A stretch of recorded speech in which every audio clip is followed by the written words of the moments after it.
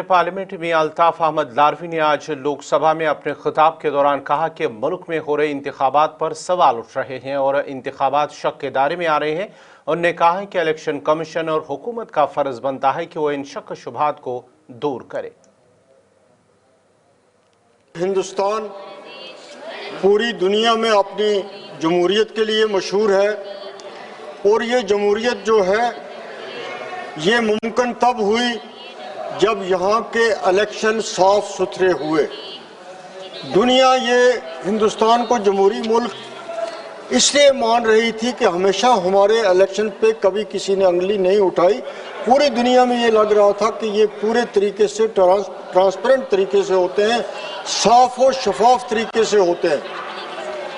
लेकिन अब हमारे इलेक्शन जो हैं वो शक के घेरे में हैं और जो सवालात उठ रहे हैं पिछले एक साल से इलेक्शन कमीशन का और हुकूमत का फर्ज बनता है कि ऐसे जो भी डाउट्स हैं उनको क्लियर करे और क्लियर इसलिए करे कि इस मुल्क की जो जमहूरियत की इमेज है वो बची रहे। इसके साथ साथ ही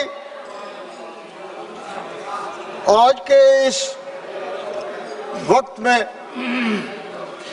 जब सियासी निज़ाम जो है, पॉलिटिकल सिस्टम जो है, उस पे इस किस्म के इल्ज़ाम लग रहे हैं, बातें हो रही हैं, तो आप एक अच्छी हुकूमत नहीं कर सकते। आज ब्यूरोक्रेसी इतनी स्ट्रांग है इंडिया में, चाहे वो स्टेट्स हों या सेंटर हों, और वहाँ पर जब हर स्टेट में आप ये एक ऐसा शुबा पैदा हो कि यहाँ इलेक्शन साफ सुथरे नहीं होते, तो फिर एक कंट्रोल भी अच्छा नहीं रहता, फिर एक निज़ाम भी अच्छा नहीं रहता। इसलिए हमें हर वो कदम उठाना चाहिए जिससे इलेक्शन के इस प्रोसेस पे कोई भी किसी किस्म की भी शक ना रहे। चाहे उसमें जो चीफ इलेक्शन कमिश्नर की नुमाइंदगी, उसकी नॉमिनेशन है, उसको जो बनाया जाता है, उस प्रोसेस को भी जितना साफ सुथरा रखना है, जितनी जो अपोजिशन ने यहाँ पे तजवीज़ें दी हैं उनको आपको उस बारे में गौर करना चाहिए। जिस बिहार इलेक्शन की इतनी बड़ी बात यहाँ से की जा रही है, उनको ये याद रखना चाहिए कि इलेक्शन से पहले अकाउंट में 10,000 का अमाउंट देना ये बहुत बड़ी गलत बात है। ये इस पूरे निज़ाम को ख़राब करेगा, ये हमारी इकनॉमी को ख़राब करेगा, ये हमारी ग्रोथ को ख़राब करेगा, ये हमारी डेवलपमेंट को ख़राब करेगा। अगर इसका ये मतलब लिया जाए कि इलेक्शन के मौके पे कुछ कंसेशंस देनी है, तो फिर 6 साल काम, 5 साल काम करने की ज़रूरत ही नहीं है। फिर अच्छे स्कूल मत दे दीजिए, फिर अच्छी सड़कें मत दे दीजिए, फिर अच्छी हाईवेज मत दे दीजिए। तो इस तरह ये जो निज़ाम जो है, जो ये सिलसिला बंद होना चाहिए, तब जाके इलेक्शन में लोग अच्छे आएंगे, हुकूमत अच्छी बनेगी, काम अच्छा होगा।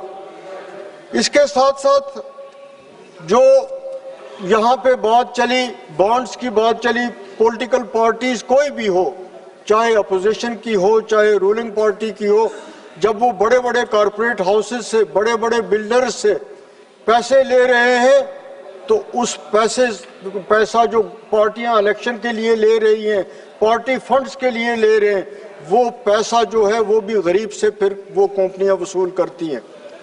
वो कंपनियां जो हुकूमत के करीब होती हैं, जो अपोजिशन के करीब होती हैं, उनसे आप ये तवक्का नहीं कर सकते कि वो अच्छी हाईवे बनाएंगे, उनसे आप ये तवक्का नहीं कर सकते कि वो एक अच्छा टनल बनाएंगे, उनसे आप ये तवक्का नहीं कर सकते कि वो आपसे एक अच्छा पावर हाउस आपको बना के देंगे। क्यों सर, मैं 2 मिनट लूंगा।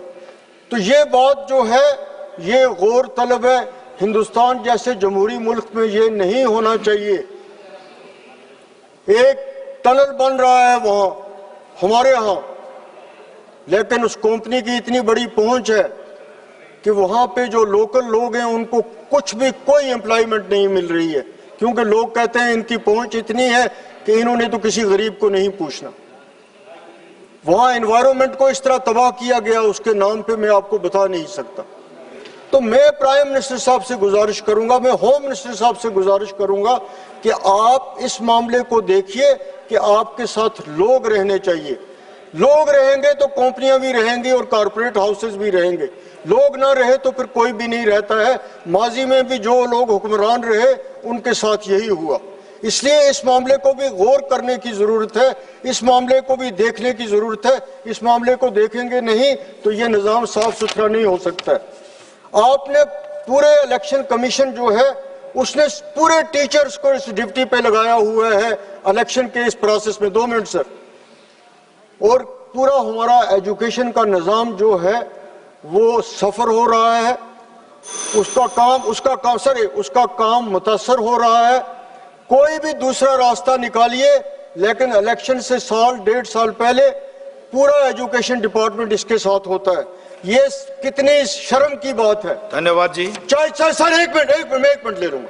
30 सेकंड। ये कितना जुल्म है, ये कौन सी जल्दी है, ये कौन सा प्रॉब्लम है कि BLOs मर रहे हैं, उन पे काम का इतना बोझ है। क्या ये कोई जायज बात है? क्या ये इंसानियत, इसके लिए भी इंसानियत नहीं रही अब कि अगर कोई ये कह रहा है कि बंगाल में मर रहे हैं, दूसरे उत्तर प्रदेश में मर रहे हैं, तो BLOs की क्या